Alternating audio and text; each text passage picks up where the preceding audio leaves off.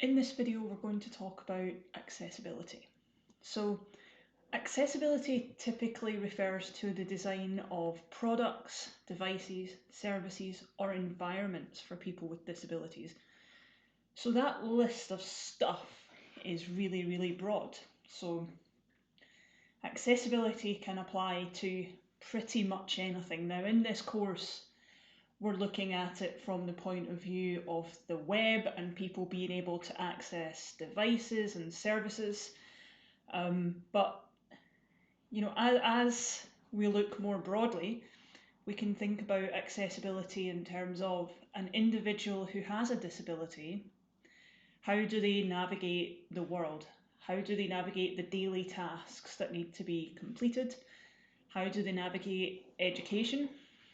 How do they ensure that they can pay their council tax bill, right? So I have to go on my phone, that needs to be accessible, or my laptop. I need to go to the council office, so there's an environment there that needs to be accessible. If I'm paying it online, how do I make sure that I have access to my banking details and so on? So it really is a broad range of things. And one of the ways that we might try to counteract some of these accessibility challenges is to use the principles of inclusive design. So there's a big drive now for the design of mainstream products, not things that are specifically designed for people with disabilities, as might have been the case in the past, but any product that is being created to make sure that they're accessible to and usable by as many people as reasonably possible without the need for special adaptation or specialised design. Now, this takes into account two things. It takes into account accessibility. Can I get to that information? Yes or no? And it takes into account usability. So, is it easy to get to that information? Yes or no? And for people with different abilities or disabilities, the answers to those questions may be different. So inclusive design is about considering as many people as possible in the design process. And we see that with large companies, Microsoft, Facebook, Twitter, lots of social media in particular have now started a big drive for accessibility. Apple, all sorts of companies now have a focus on accessibility as part of their design process. They're starting to lean towards this inclusive design process to make sure that they don't have to create adaptations and other systems. One system will meet the needs of as many people as possible. So it's as reasonably possible, remember, right? So there may be exclusions to that. So what do we mean when I'm talking about someone who has a disability? So previous examples and a lot of the things you'll find on the internet are looking at people with disability as a physical situation, people who use a wheelchair, but actually less than 8% of people who identify as having a disability use a wheelchair, and that's strongly linked to age. So if you look at only 85 years and over, 7 to 8% of people who have a disability use a wheelchair. So that age-related decline is a huge factor in that. So if we look at it more broadly, so we have 11 million people in the UK who have either a life-limiting illness, an impairment, or a disability. So at that point, I've introduced two words. I've introduced impairment or disability. So these are two different things, and it's important that we can distinguish between them. So an impairment is the loss or an abnormality of either a psychological, physiological, or anatomical structure or function. So that's effectively, if you consider a person who is born blind, the impairment is that they have a visual impairment that they cannot see. The disability then is any restriction or lack of ability to perform an activity in the manner or within the range considered to be typical for a human being. So the impairment is that they have a visual impairment, they can't actually see that information, they're unable to read printed material, for example, and then So that's the disability. They're unable to engage with materials that other people may. Navigation may be difficult, wayfinding is difficult, reading printed material, viewing TV shows, for example, all of those things are things that result from the impairment. So this is our blind example. So if we take visual impairments then as the start point, so 1.8, 1.9 million people in the UK have some kind of sight loss. So that may be something like age-related decline, a degenerative condition. So some example of that might be diabetic retinopathy. So someone who has diabetes may have declining eyesight over time. It may be that someone has cataracts as a result of age. They're particularly common as you get older. You may have someone who was born with a congenital visual impairment. It may also be related to colour vision deficiency. So there are various types of colour vision deficiency, and that is that you cannot distinguish between two different colours. The most common is that you can't distinguish between red or green. And the most common kind of group that this affects is men. So about 1 in 10 to 1 in 12 men, depending on which definition you use, but only 1 in 200 women. So that's a big difference. And what happens here is that you have people who you may, let's take traffic lights are red and green, and so someone who has colour vision deficiency, they would rely on the positioning of those lights as opposed to the colour to tell them apart. And that's fine as long as it's a situation that you know about. But if you have a website where someone has like a little circle and it will go green when the task is complete and red when it's not, if there's no further information to help someone make sense of that, then they're going to be affected by their CVD. Hearing, so 1 in 7 people are deaf or hard of hearing.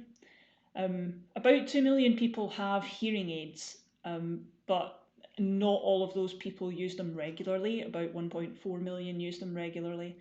So reasons for hearing impairment might be, again, things like age-related decline.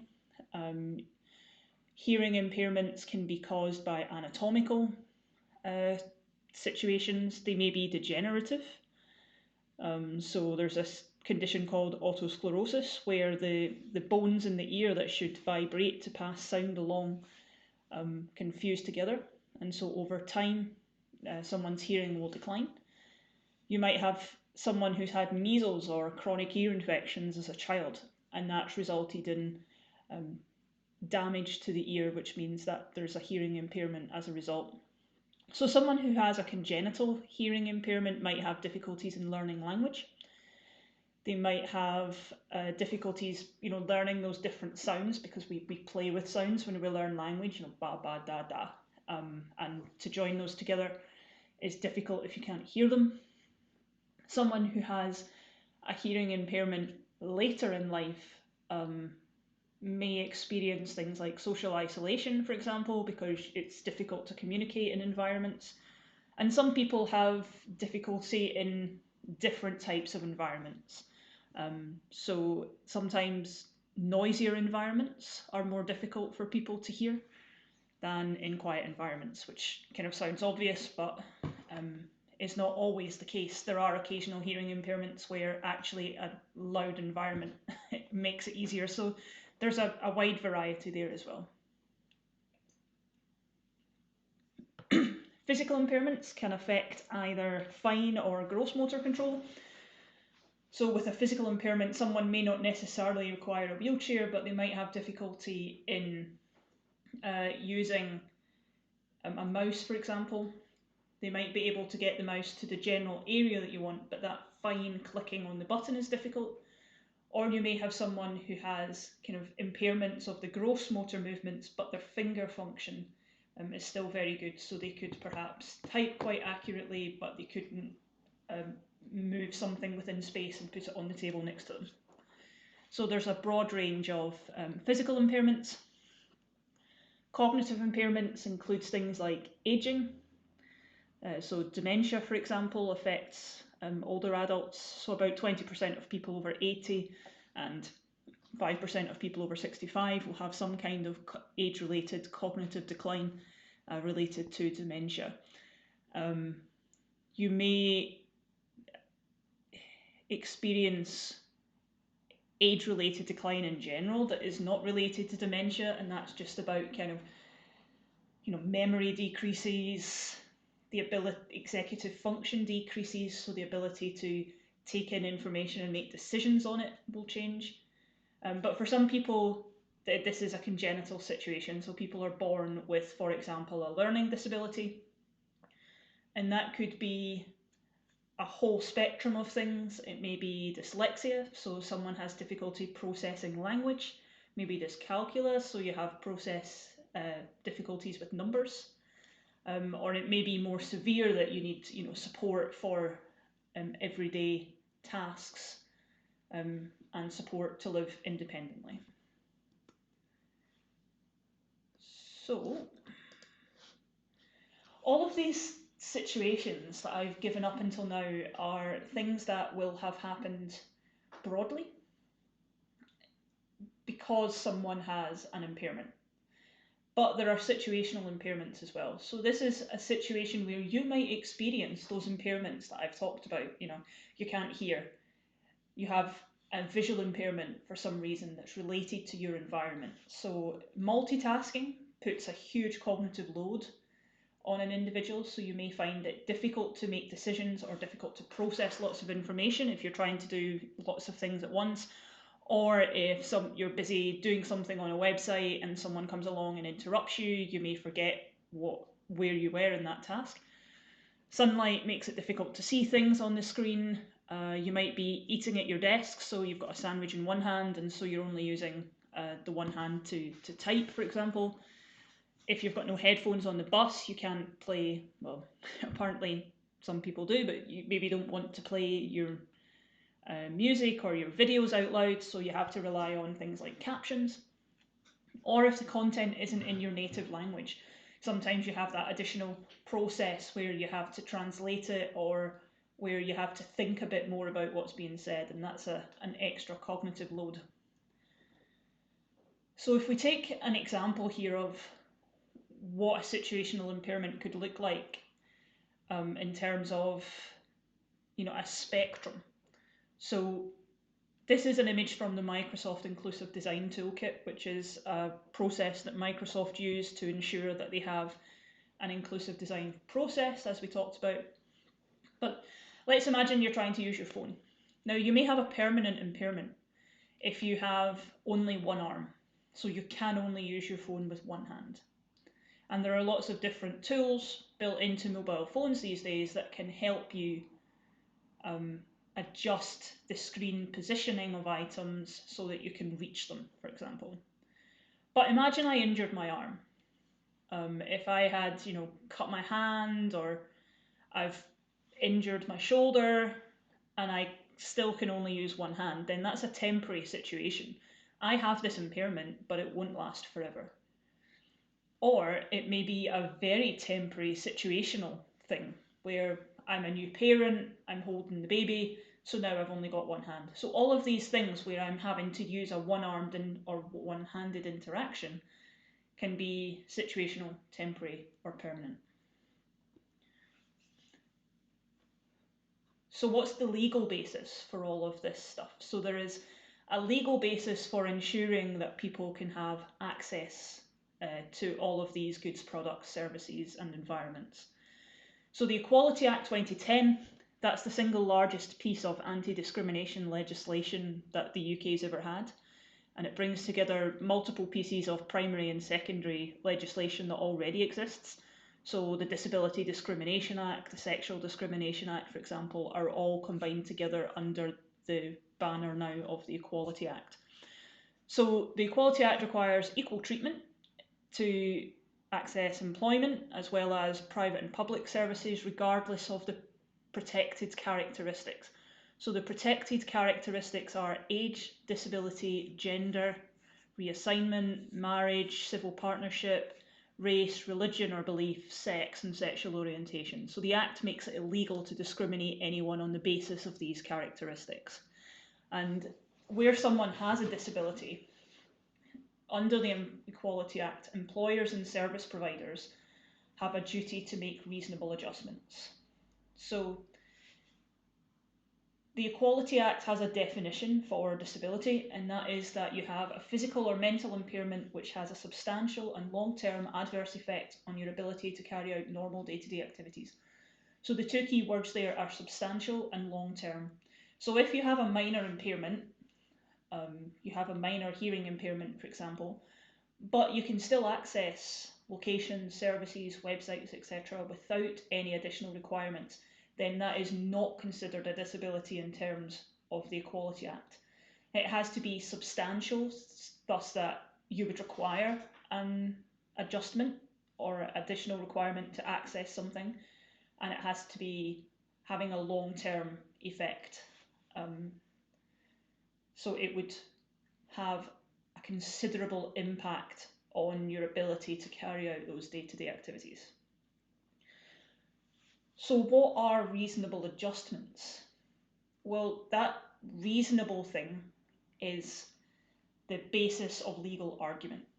So when people argue for adjustments under the Disability Act, what is actually being argued in court is whether or not it's reasonable to do so.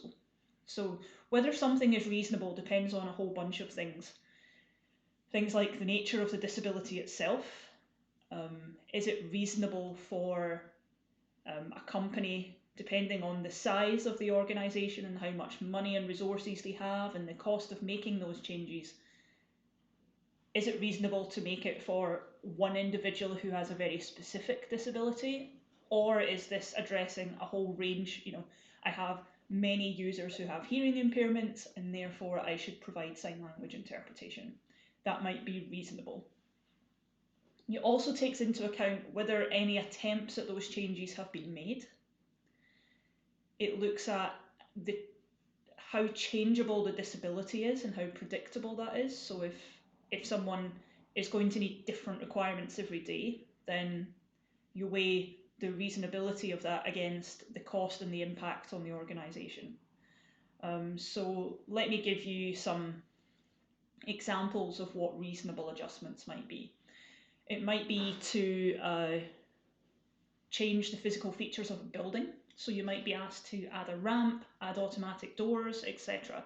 Now, if I was a small corner shop, a one-man band, and I had a customer with a disability who used a wheelchair and couldn't open the door, it may not be reasonable to expect me to input automatic doors as a result of the cost that I would incur.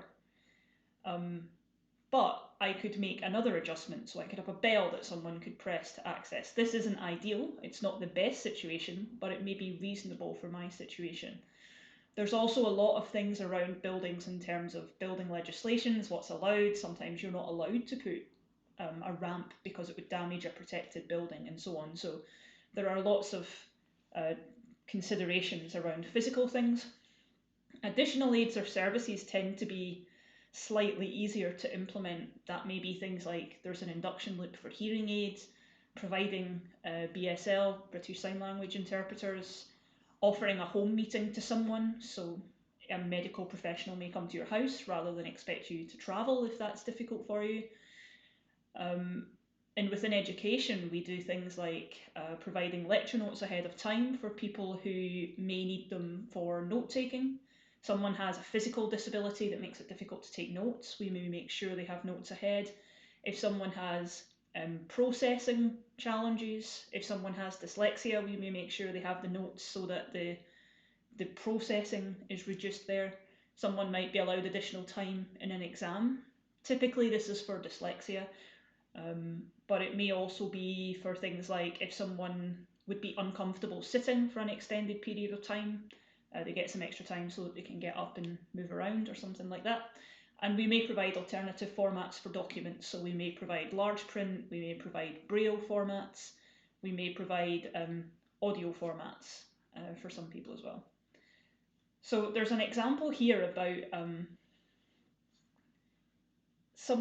a mother who was deaf sued the promoters of a Little Mix concert. So to give you an idea of how this may be implemented. She has a friend who both have hearing children, and they decided to take their kids to see a Little Mix concert, but the mothers obviously were deaf and couldn't hear the concert, and so they asked for an adjustment so that they could enjoy it. So they asked for a hearing and sign language interpreter. So basically they didn't get anywhere in requesting this from the promoter. Eventually they went to court and asked for it to be provided. The court ruled that the promoter should make the reasonable adjustment of providing a BSL interpreter, but the interpreters were only available for the Little Mix section of the concert, not for any of the support acts. So it's an interesting case study in the sense that the Equality Act was used to ensure that someone had appropriate access, but at the same time, that access was not complete. And so while the concert was enjoyable to an extent, those parents were still excluded from the rest of the experience.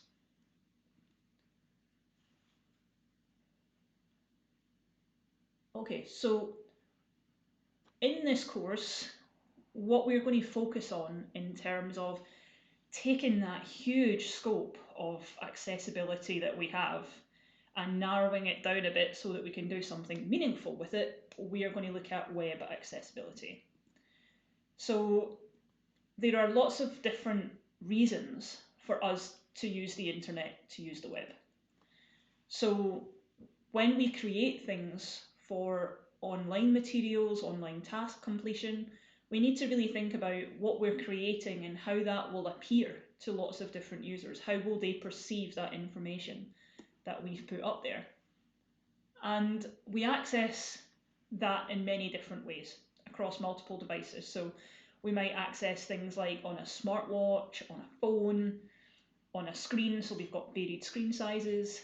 We may have some devices that have audio output and input, some don't. Some we access, like Apple TV, we're accessing via remote control rather than a direct input like we would have on a mobile phone. And we have different sizes of screens as well. So even when we look at only the devices that we're going to use, we have this broad spectrum. That doesn't take into account the additional technologies that some people use to access the internet as a result of their disabilities. So we'll access the internet via a browser. Some people have additional tools that they will implement to help them. So for example, if I have CVD, I may use a colour overlay to help me distinguish some colours.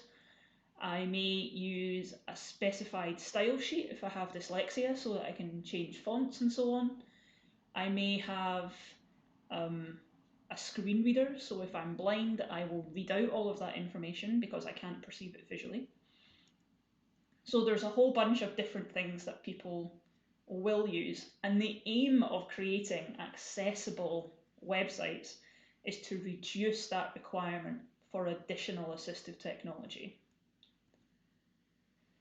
So assistive technology is defined by the World Health Organization, and that's a device or a system that allows individuals to perform tasks they would otherwise be able to do so, or increases the ease and safety with which tasks can be performed. So if anyone's ever been in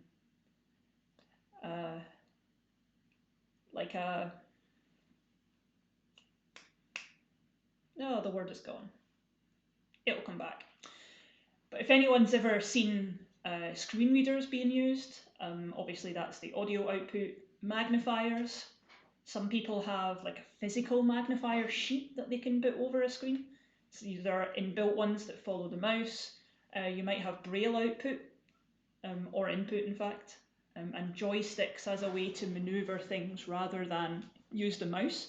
So if someone has poor kind of fine motor control, the joystick allows a translation of a gross movement into something a bit more fine.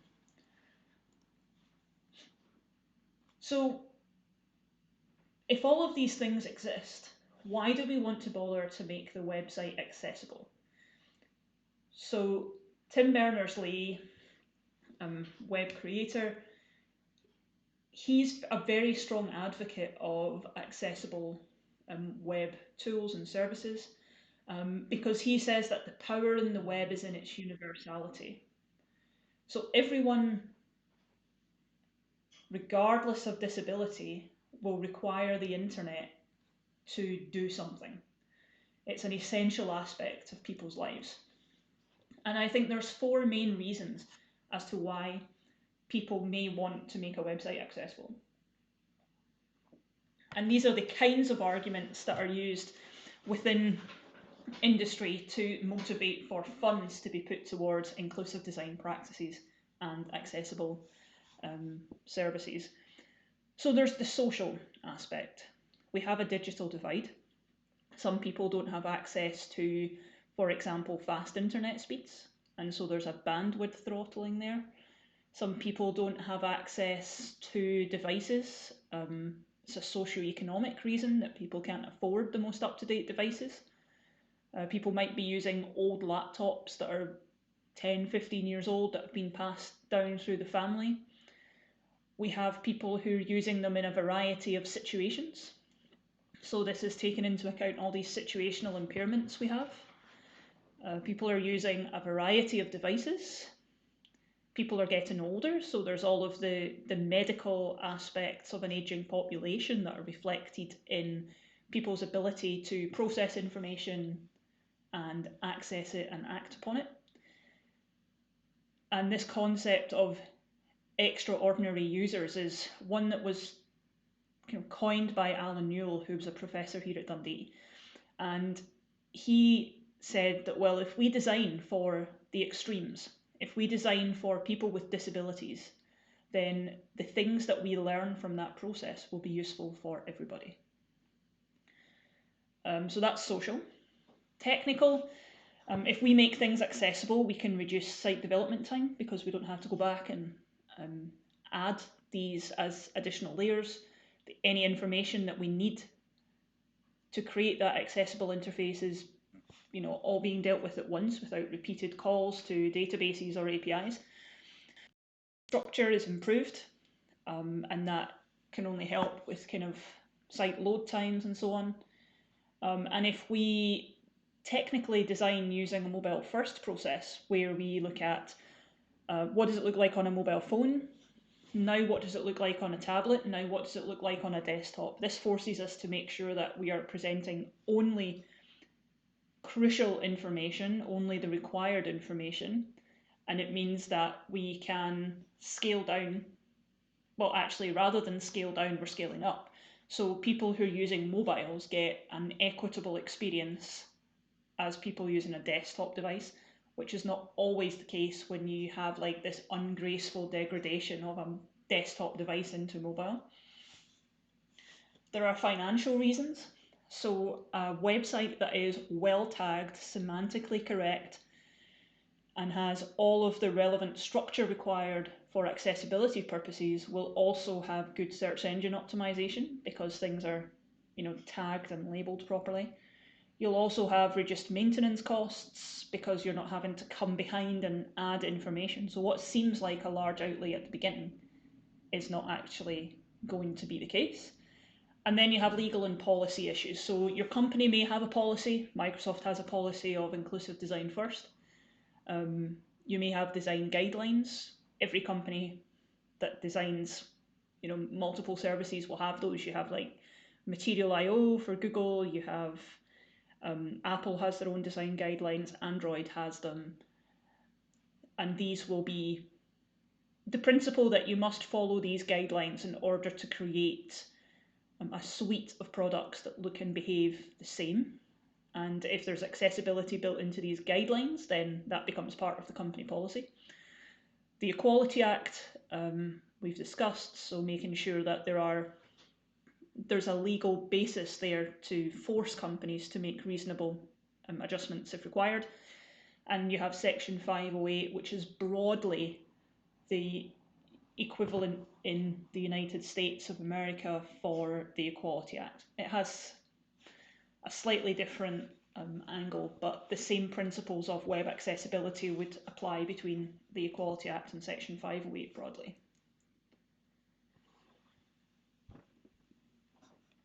But if we take these and we force people to do it out of guilt or emotional responses, or we punish people for not doing it, so there's a financial cost to meeting.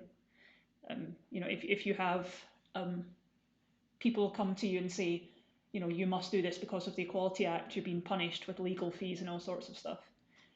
You can require it, as the legal definition is, but really the most effective methods is if you can inspire someone. If you can inspire someone to aim towards accessible services, accessible design, then the effectiveness of that design will be much better. So there's a quote that says, when you incent, people optimize for reward, and when you inspire, people optimize for purpose. So if I'm incentivizing people and saying, well, you'll get a reward if you do this, you'll get bonuses if you make it accessible, people will only do it as long as that bonus exists.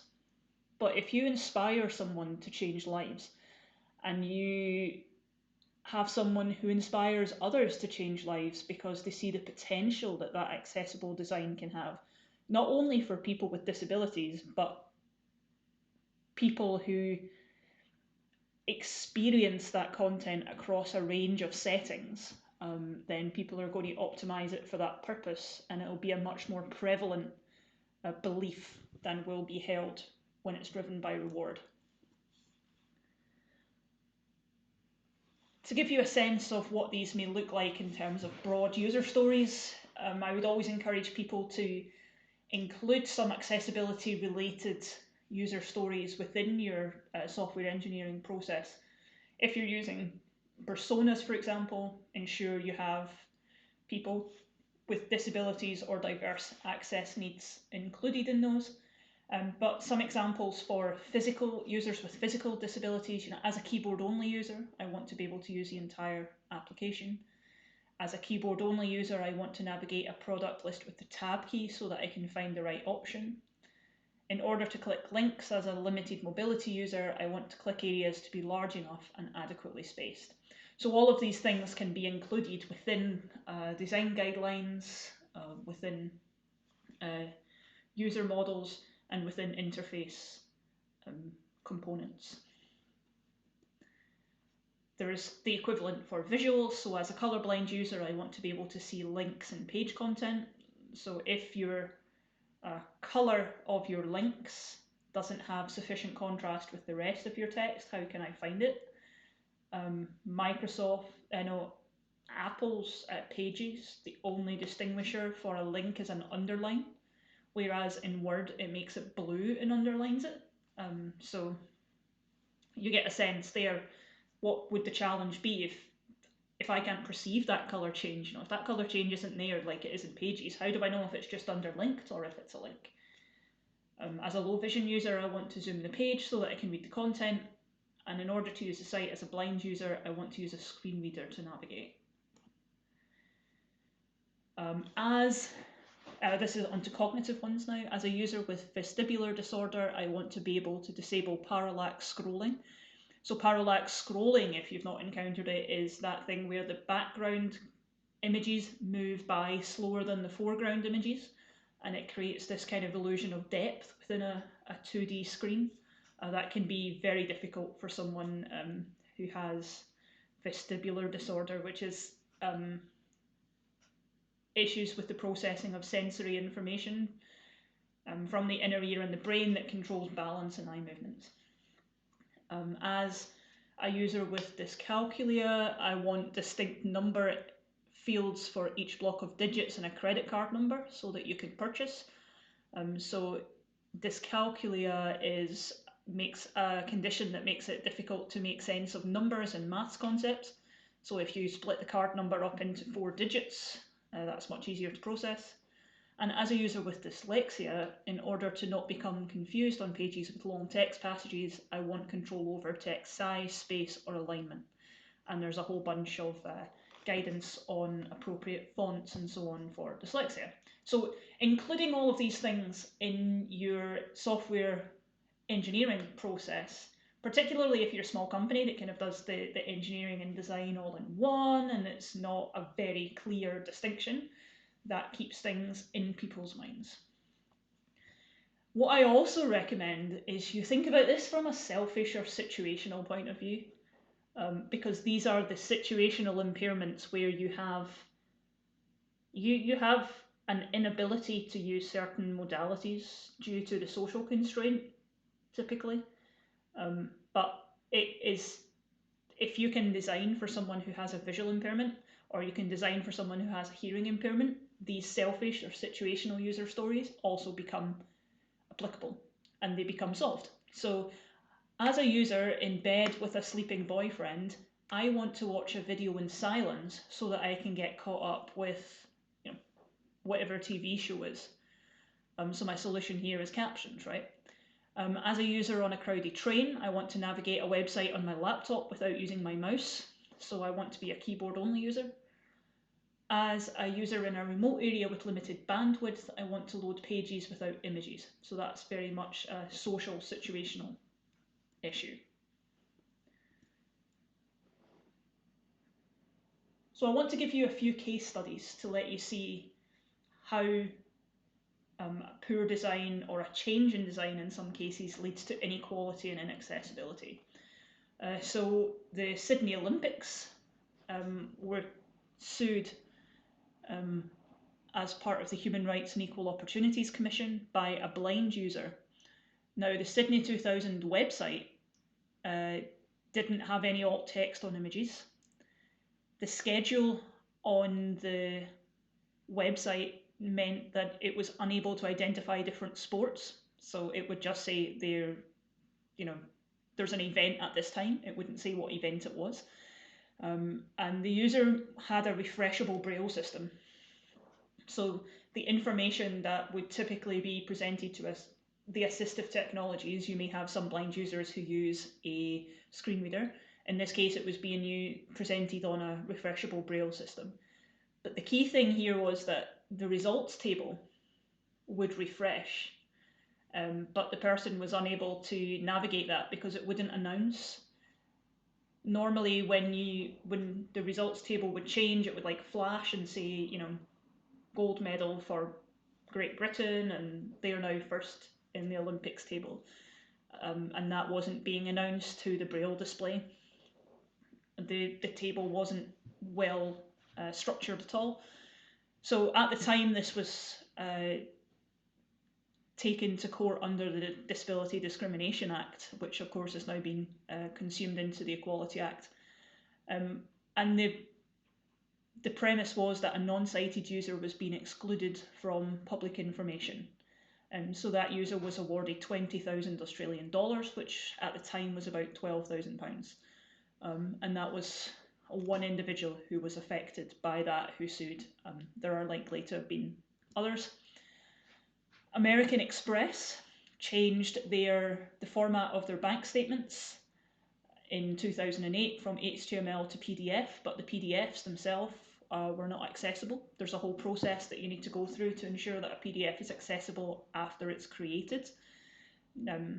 So although they weren't necessarily sued in this case, they got a ton of bad press. It was on the BBC, it was on the radio, and a lot of people left and closed their American Express accounts as a result of this inaccessibility and in solidarity with people who experience the inaccessibility.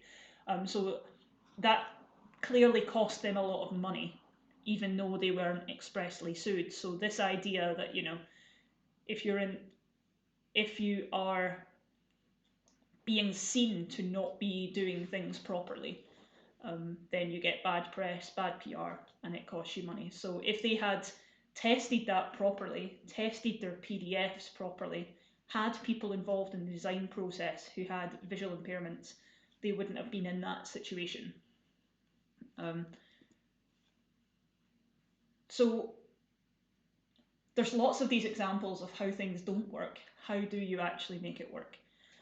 So the example that I typically give here is about providing a rich experience with multiple cues to help someone process information, and not only process it, but perceive that information. And the example that I typically use is a pedestrian crossing.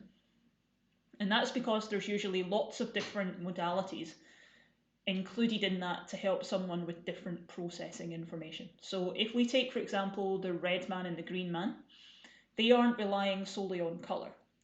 The red man is kind of standing straight on, clearly standing stationary, and is at the top of the traffic lights. The green man is at the bottom of the traffic lights, so positioning plays a part here, and green man's also a different shape. So if you can't tell the difference between red and green, you still know which one is stop and which one is go. If you have a visual impairment and you can't see the traffic lights at all, there's a sound, there's a beeping that tells you. In areas where you have kind of complex crossing going on, quite often, rather than just a beep to alert you like beep, beep, beep, beep, beep, you can cross the road, it will say the traffic coming from this road has been signalled to stop. So there's one of them near my parents' house where there's multiple crossings kind of next to each other, crossing different quite busy roads, and it will tell you which traffic is stopping. Obviously there's a you have to know which road is which, but it's helpful. When you get to the crossing, there's usually a change in the floor surface, which is useful for people with visual impairments. Typically if you're navigating with a cane, you'll feel the difference in the surface, and you know that you've reached the end of the pavement or the crossing area. When you are pressing the button to request that the traffic stops, there's that tangible press where you can feel that you've pressed the button, but there's also a beep quite often to say yes, the button's pressed. It may light up to say that the button's pressed, so if you can't hear the beep, perhaps you can see the light come on. The other thing is that box that has the button to cross the road, if you feel underneath it, there's quite often a small cylinder that will spin, and so that's a tactile feedback which will spin whenever the green man comes on, so that someone who is blind and deaf can still navigate the road by using the tactile feedback provided there as well. So the richer the experience, the easier it is for people to find a cue or a feedback that they can perceive. And that's the key thing, that someone needs to know that that's there. Someone needs to be able to feel it, to hear it, to see it, to get that information. And if you can't get the information to a person, then there's no point in having the information in the first place. So there are guidelines and there are standards to help you achieve this kind of multimodal situation where people with different abilities can perceive the information. So some of these are standards, so these are formal testable things, they may be legally mandatory. The closest we have to that is the WCAG, which is the Web Consortium Accessibility Guidelines. These actually form an international standard, but I would argue that the standards themselves, the guidelines, the success criteria, are untestable. So although they form a standard, I wouldn't say they're a complete standard. And they started off as guidelines, so that's complex. Although they're called guidelines, they are actually a standard. Guidelines tend to be less formal, so they'll offer advice on how to apply a design principle. So you may be able to test these. So for example, a design principle says that the user should be aware of the system status, but it won't necessarily tell you how to do that. It might say that you should display a message in size 14 font or above at the top of a web page indicating status. So it's giving you some clue and suggestion as how to do something, but it's not saying you must do it that way. It's saying that you may use this as a method. So the WCAG standard, if you want to call it that, is what we will use to explore more fully web accessibility in terms of creating something that we can evaluate in some way in order to not necessarily quantify whether something is accessible, but to identify gaps in that accessibility. And if you want to find out more about accessibility, or perhaps it's kind of new to you, you want to get a sense of what sort of difficulties might people be having that you're not aware of, the standard hashtag for the accessibility community is A11Y. So this is a numeronym. It's the first and last letter of accessibility, and there are 11 characters omitted in the middle, so A11Y. It's a common thing that's used on Twitter in particular, or you can just put the hashtag into something like Google and you'll find a bunch of information. The accessibility community is very active on social media in particular, so you can go and just spend a half an hour just browsing and seeing what sort of stuff you can find. And so that's it for the accessibility video. Hopefully that's given you a good sense of the types of different accessibility issues that might arise, the types of impairments that someone might have, and how that affects their ability to perceive information. We've used the web as an example for a bunch of things, but at this point I want you to think quite broadly about just accessibility of the world in general. And then we'll think more specifically about web access when we look at the WCAG guidelines.